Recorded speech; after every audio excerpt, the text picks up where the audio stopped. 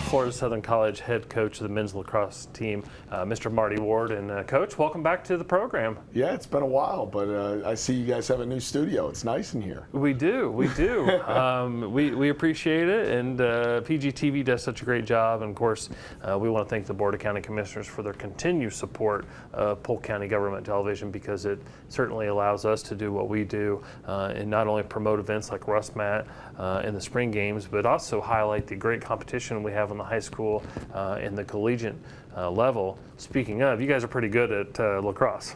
We're getting better. That is coach speak. I think it's a day-to-day process for us, but we had our best year last year in 2022 with 12 wins. We were ranked in the top 10 nationally in Division II, and just been able to really build off that momentum with a really strong senior class this year, and a lot of fifth-year guys that decided to use their COVID year to come back and get their graduate degrees from a great college like Florida Southern. So I'm very fortunate and very, very, very humbled to have this many good guys in my program and on my team. So. Yeah, go ahead. I was going to say, and you've got some stiff competition nearby. So, well, yeah. So, yeah. I mean, you guys are really... Yeah, I mean, the best in the country is right down the road. Yeah. So we feel like the SSC conference, the Sunshine State Conference, is the best conference in Division II men's lacrosse. You know, day in and day out, game in, game out, anyone can beat anybody. So for us to have a team like, in a program like University of Tampa down the road that we're kind of chasing a little bit and trying to climb the ladder and get over the hump, I think that it's a really good bar for us to look at, that, you know, they were able to win a national title, and I think it lets our guys know in our locker room that this is something that's attainable. It's not just, oh, we have to, you know, beat a northern team to win it. It's like, yeah, you're going to have to do that in the national championship, but the best in the country is right down the road. So we have to maintain our focus and just continue to grow our program and our culture the right way.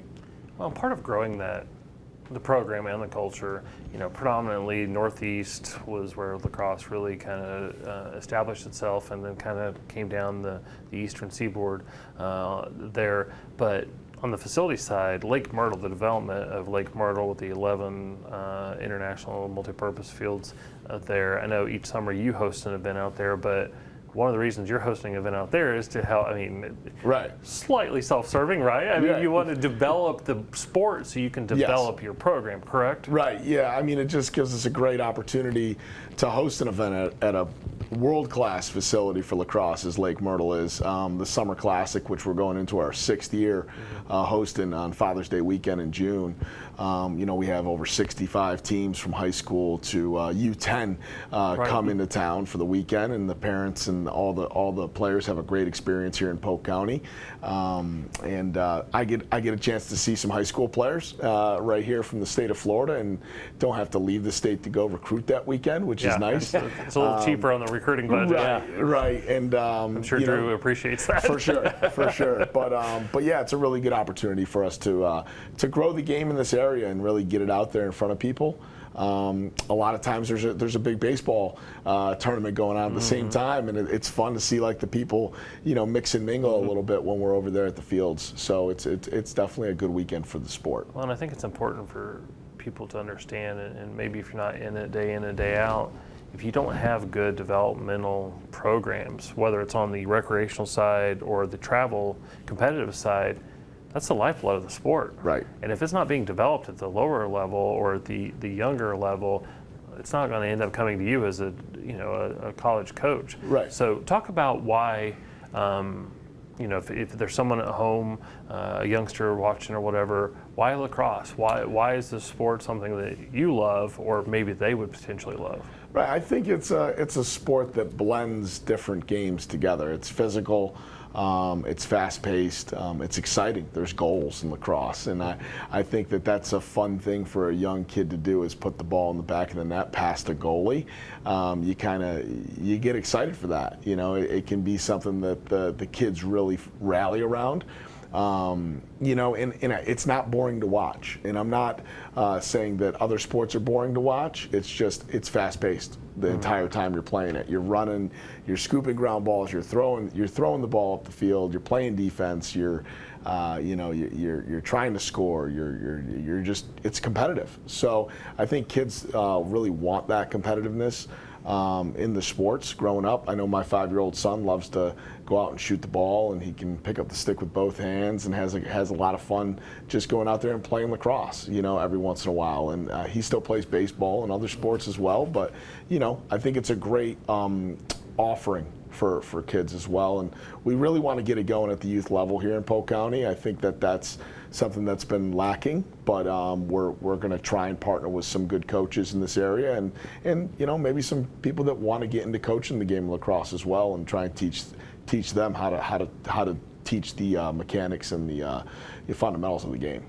I mean, you've got a hotbed nearby in Fishhawk, and yeah, that's busy over there. And busy over there, right. And I know it's you've got Orlando that it's caught on, yep. And is continuing to expand, and you can at least start to see the growth here in Polk. Right, and it's funny because 3 of our top players this year, one young man's from Newsom High School, one's from Lakeland High School, and the other one's from Lake Highland Prep in Orlando. So you're talking about right down the I-4 corridor that you have 3 players that see significant minutes day in and day out, you know, in our games right now. So. We're definitely no strangers to recruiting Central Florida, and especially the Tampa Bay area. We're starting to get some really good kids out of that area as well. It's just the level here in Polk County. We need to just continue to grow it and continue to develop it, and I think that comes down to IQ, and that's why we recruit a lot from the Northeast, because those guys grow up and they're playing the game at a young age.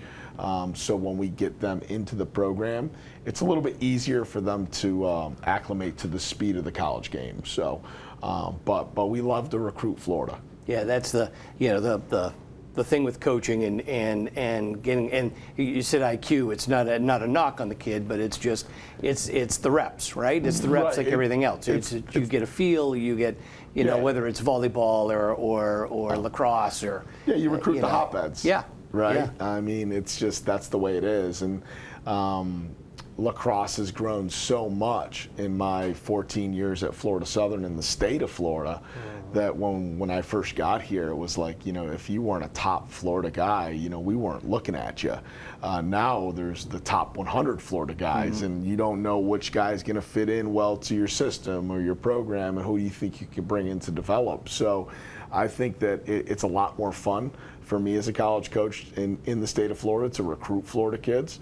And I think that the kids from around the country, you look at our roster, we have 15 different states represented, kids all the way from Alberta, Canada. We've had kids from British Columbia, Canada in our program. We have a young man from South Dakota in our program. I mean, the game just continues to spread, and I think that the state of Florida is going to be an emerging hotbed for sure here in the next decade. So with your background, do you prefer working with the goalies? Does that tell us? I mean, your background and that's funny. I like to work with the goalies psychology-wise. Okay. I'm not a huge goalie drill guy. I like to. I was having this discussion with my wife today.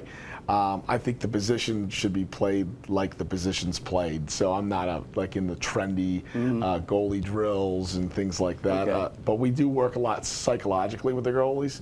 That's 90% of the position, really. If you're standing in the net, they're probably going to shoot it at you probably 60, 70% of the time anyways. So how do we create that psychology for you to have that mentality that you can stop every shot? Yeah. You know, every shot's savable, right? So and the recovery afterward. Right, I exactly. Mean, that's right. So, you got to reset. We like to say next play speed at Florida Southern. You know, we want to reset, next play speed, let's make the next play. So you got to have a short memory in the cage, for sure. But Well, it's the equivalent of being a kicker in football. Right. You gotta just move on. Yeah, Next you thing. got to have a short memory for Well, sure. you talk about this area and certainly the state of Florida, that new hotbed. One of the reasons we recruited the Pan American Lacrosse Association, their headquarters is there at the Lake Myrtle Sports Park. In fact, I actually have a call next week with U.S. Lacrosse. So with the completion of the stadium there at Lake Myrtle, so a lot of opportunities for new events that maybe weren't able to be recruited in the past because it didn't have that championship stadium, but it now does. So again, great partnership between the county and the city of Auburndale. But as you look forward, I do this to every coach, so go ahead. What's the prediction? I know coaches don't like to make predictions, but where do you see the rest of this current season going? Oh, I think SSC championship game and an NCAA tournament berth for us for the first time in program history. I mean, I really feel confident in our group, and I think we're working towards that goal. And our vision of our program has always been to create a program that people are excited and proud of, and excited and proud to be a part of. So I think that that's part and falls in line with that vision. So yeah, getting back to the SSC title game and hopefully winning enough games this spring to get us an NCAA tournament berth. Jack, I love this guy. That's about as optimistic as I've ever heard a coach answer that question. It's already been done. I mean, practice. Well, that's the expectation now, right? Right. I mean, and that's one of our principles, is that to embrace expectations and raise the standard each season. So, that if your coach doesn't fully believe in it, how are your players going to believe in it? Well, let's go ahead and just raise the bar one more level, a national championship, and then we can honor you June 13th at the Polk County All Sports Awards. Let's go. All right. Let's go. Set the date now. That's right. I'll circle it on You that. heard it All here right. first on PGTV Sports Central. Coach, thanks so much. We appreciate your time and what you're doing, not only at Florida Southern, but to help build the foundation of the sport for Polk County. Well, thank you. Thanks, Neal. Thanks, Jack. All right. Hey everyone, if you enjoyed this interview and want to watch more Sports Central, click the video below. And don't forget to like, share, and subscribe.